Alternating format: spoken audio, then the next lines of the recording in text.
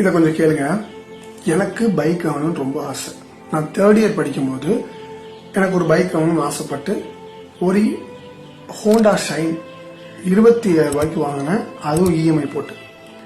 அதுக்கப்புறம் செகண்ட்ஸ்லேயே பைக் வாங்கி, ஏன்னா எங்கள் வீட்டில் ரொம்ப கஷ்டம், அதனால செகண்ட்ஸில் தான் பைக் வாங்க முடியும். அந்த வண்டி சரியில்லைன்னு சொல்லி இன்னொரு வண்டி, ஒரு ஸ்ப்ளெண்டர் ப்ளஸ், அதுக்கப்புறம் இன்னொரு ஸ்ப்ளெண்டரு, அதுக்கப்புறம் ஹோண்டா ட்ரிகர்னு ஒரு வண்டி, அதுக்கப்புறம் யமஹா FZ வெர்ஷன் 1, மறுபடியும் அதை கொடுத்துட்டு மறுபடியும் யமஹா FZ வெர்ஷன் 1. என்னடா வண்டி இப்படி மாத்திட்டே இருக்கான்னு யோசிக்காதீங்க. எல்லாமே 20,000 ரூபாய் 25,000 அந்த பட்ஜெட்ல ஒரு வண்டியை கொடுத்து அடுத்த வண்டி அப்படியே அதே பட்ஜெட்ல மெயின்டைன் பண்ணி எடுத்துட்டே இருந்தேன். அப்போ எனக்கு இந்த இஎம்ஐ போட்டு வாங்கல எனக்கு துளியெல்லாம் கூட விருப்பம் இல்லை. நம்ம தேவனுடைய பிள்ளை, நம்ம இஎம்ஐ போடக்கூடாது, கடன் வாங்கக்கூடாது அப்படிங்கிறத ரொம்ப தெளிவாக இருந்தேன். அப்போ ஆண்டுட்டு சொன்னேன், அப்போ நான் இனிமேல் கடன் வாங்க மாட்டேன், இஎம்ஐ போட மாட்டேன். ஸோ லாஸ்ட் 5 இயர்ஸா எனக்கு எந்த இஎம்ஐ, எனக்கு எந்த கடனுமே கிடையாது. ஸ்டில் எனக்கு எந்த கடனுமே கிடையாது. ஓகேவா?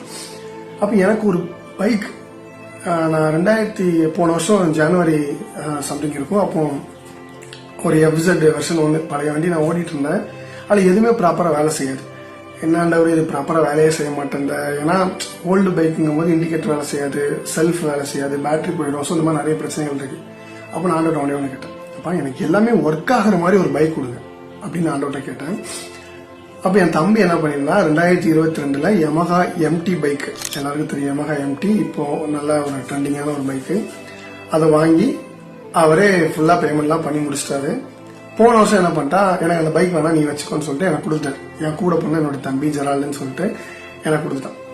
நான் ப்ரேயர் பண்ண 1 மந்த்ல அந்த வண்டி எனக்கு தேடி வருது, என் கைக்கு வருது. யோசிச்சு பாருங்க, 10 ரூபா நான் செலவு பண்ணல, புது பைக்கு அப்படி என் கையில கிடைச்சிருச்சு. அப்போ நான் ஒரு விஷயத்த தேவனிடத்துல கேட்டு நான் தேவனுக்காக காத்திருக்கும் போது நமக்கு இருக்கிறதுல பெஸ்டான ஒரு விஷயத்த தேவன் பண்ணுவார். நான் ஆண்டவர்கிட்ட எனக்கு எல்லாம் வேலை செய்யற மாதிரி ஒரு பைக் கொடுங்கப்பா, புது பைக்ல நான் கேட்கல. ஆனா தேவன் எனக்கு புது பைக்கா, அதுவும் பெஸ்டா 10 ரூபா கூட நான் செலவு பண்ணாம தேவன் எனக்கு கொடுத்தாரு.